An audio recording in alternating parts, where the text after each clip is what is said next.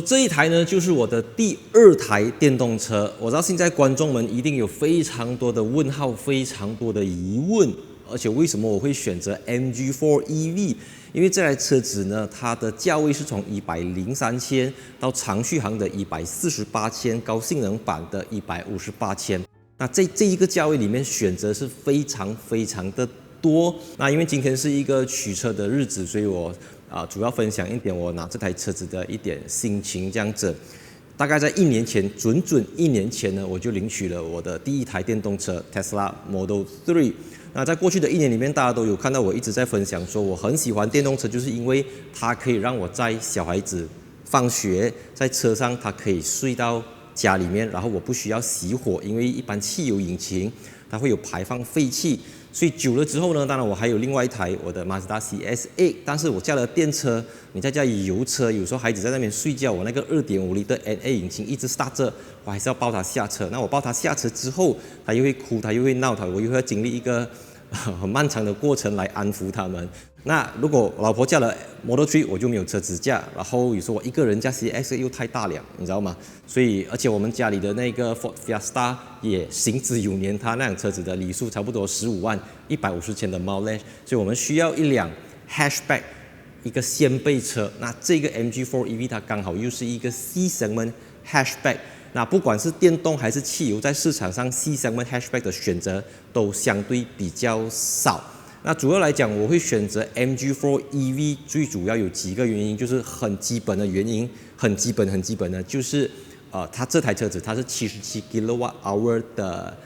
这个3元锂电池，所以 WLTP 是520公里，然后再加上呢，它是一个后轮驱动的电动车，在这个价位，大部分的对手都是前轮驱动前马达，而且是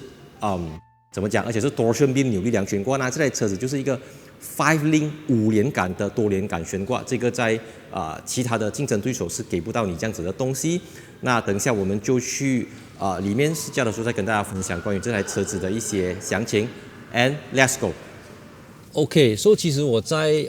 拿这台车子的时候，我忘记掉它有2个内饰，我以为全部 MG4 都是黑色的这个座椅。然后后来这个 salesman 就问我说：“哎，你要不要拿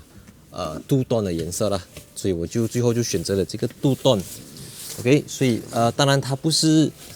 是白色啦，里面它就是有这种有点 fabric， 好像 jeans 裤这样子的。那因为坦白讲，本来这台车子我买的是白色嘛，然后其实我儿子要买 orange color，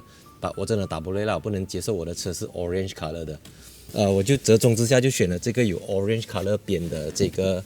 车包。现在车子的电量是充到 100%， 系统显示能够行驶532公里。它的 WLTP 是520啦，因为这个会根据你开不开空调、开不开冷气，然后根据你的驾驶习惯，再会重新去调整这个 estimation， 这个 life projection。那前几天晚上我打开我的 JBJ Apps refresh 了，看到这个 EV7755进去我的 App 之后呢，我就看到我的名下有几个车牌啦，然后老婆就跟我讲，你好像1年买1辆车哦。我讲没有啦，哪里有人每年在买车的，是不是？后来我就想一下，唔係喎，我加速先 ，Go！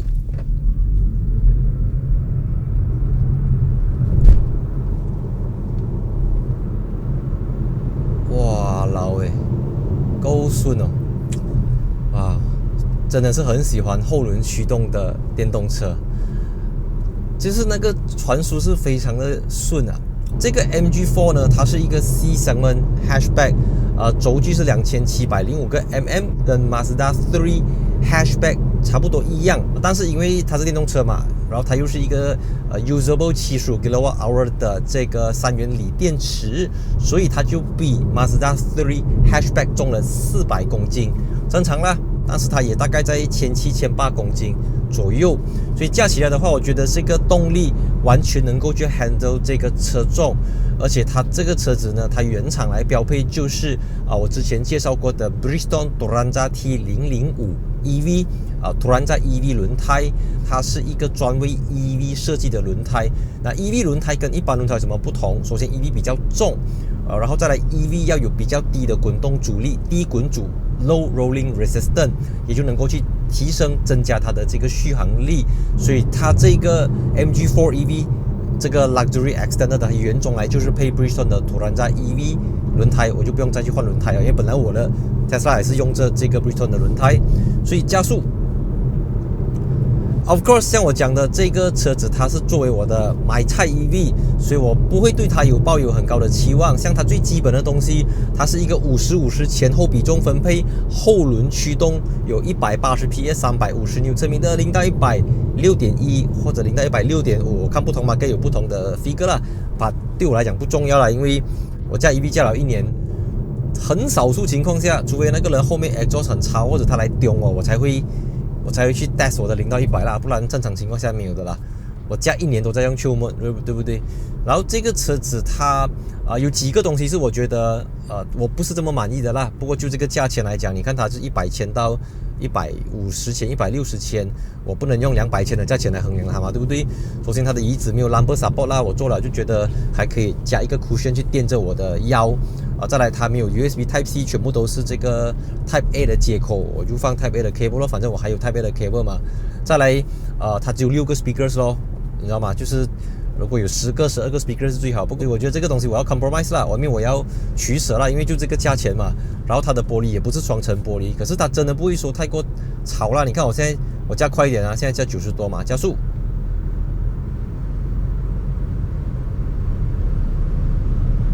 有啦，真的要到这个速度才会有风声。但其实我对它是蛮有信心的啦，因为你知道这个车子它是2023年的 UK Car of the Year， 然后它不管是在澳洲、在德国、英国都拿了很多的奖项。所以如果我们放宏观来看呢，其实 MG4 EV 或者 MG 这个品牌啊，是第一个能够敲开欧洲市场大门的中国品牌呀。我知道 MG 是一个英国品牌可是在 SAIC 上汽集团将它重新复活了之后它也等同于说是一个中英混血啦，我们都知道它是上汽集团的一个产品，可是它这个产品虽然是上汽集团，但它最主要不是针对中国市场的消费者。那你看这个是很少见的，因为大部分的中国车型都要首先满足于中国庞大的市场之后，才来考虑东南亚市场啦、墨西哥市场啦、北美市场啦、欧洲市场啦、澳洲、纽西兰市场啊。可是这一台 MG4 EV 它用的这个 MSC platform 过后被应用在 MG Cyberster， 所以这个平台、这个车子、这个车型、这个 setup， 它一开始它投放去欧洲，它要用来打的就是 Volkswagen，which is Volkswagen 也是上汽的一个在中国也是上汽的合资公司，也是一个 partner。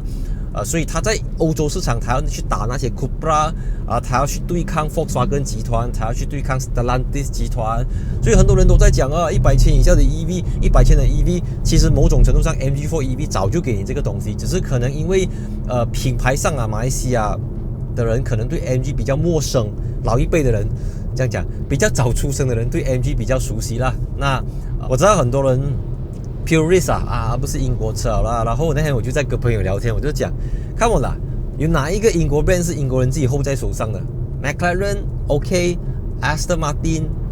也是很多 shareholder， 把主流的 Rolls-Royce under BMW Group，Mini under BMW Group，Land Rover under Tata into the group。所以我觉得，与其去纠结它到底是中国车还是英国车，它更重要的就是当上汽集团在投入这辆车子研发的时候，它针对的是着重在哪一方面？是萤幕要20寸吗？萤幕要18寸吗？里面要有冰箱吗？还是它的确要成为一个市场的敲门砖？它要让大家认识到上汽集团可以在这个价钱给到你一个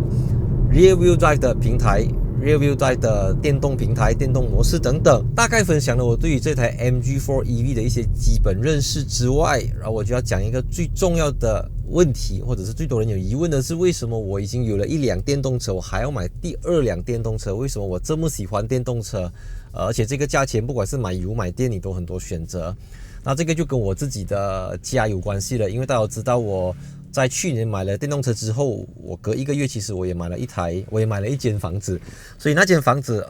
我现在在装修当中啦，所以花了很多钱。所以那间屋子它原装来是这个 single phase 的这个meter，所以我就花了大概是大概是15到20千去 upgrade 完 3 phase 的 meter， 不只是那个 meter 表啊，我整个 table 拉到我的 DB board 重新再打过，重新再敲过。所以第一，我在那边花了不少钱，然后第二，因为我们有一些 EV 的 group、EV 的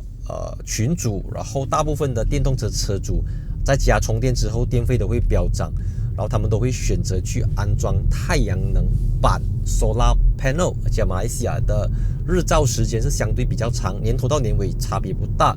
那我这次就有跟一间叫 EVCA EDCA 的这个太阳能专家跟他们合作，然后就是谈了一个 package 啦，在我的家安装这个solar panel 太阳能，也就是说那个太阳能大概市场价大概是2万块到3万块之间，看你家里装多少片。所以也就是说呢，我在从 single phase upgrade 到 3 phase， 再加上我的 solar panel 的 installation everything 弄到来还没有包，加上我的充电桩、我的那个 AC charger 跟安装费用等等，保守估计那边大概有4万块的投入。所以对我来讲，那个 cost 我已经花了。我的家里面我 charge 1辆 EV 跟我 charge 2辆 EV， 我已经不用再多花那个钱，明白我的意思吗？而且如果我2辆 EV 来讲，我有 home charger， 基本上我就不用再去油站了。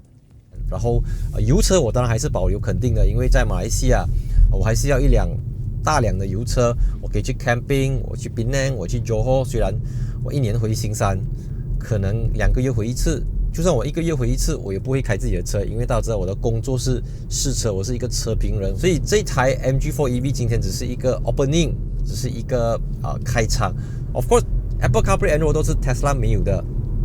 再来它有 V2L 对外放电的功能，Tesla 也没有这个东西。再来它能够调整 region， 而且它 shortcut key， 作为我 click 我的这个 shortcut key button， 它就可以直接在荧幕里面去调整它的 region level， 而且我再按下这个 button， 我就可以去调整我的冷气。这辆车子的 handling 真的是出奇的好，就这个segment这个级距，然后我也不要这样大辆的车。我平时出门，我觉得这个 wheelbase 这个车长是 just fine，just nice， 不会太大，不会太小，刚刚好。我就喜欢这样子的一种 hatchback 的感觉。然后这辆车子你要过 corner 啊，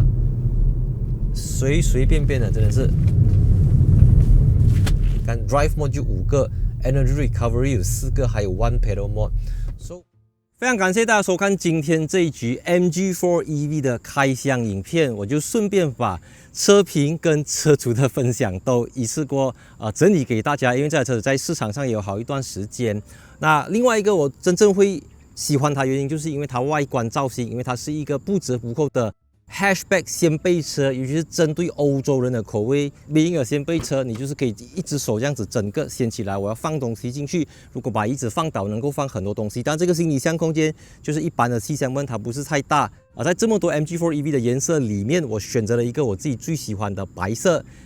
As you can see, as you know， 我的车子全部都是白色，再搭配这个最新的 JPJ E-Black。也是白色的，就会整个感觉很像是 Airport Limousine， 很像是 Airport Taxi 这样子。所以关于这个车牌其实大家都知道车牌背后有一点故事啦 ，OK？ 所以我是拿了一个 TCY 的车牌，但不是1号啦，因为1号那时候飙到270多千去，完全就 over 我的 budget， 所以我就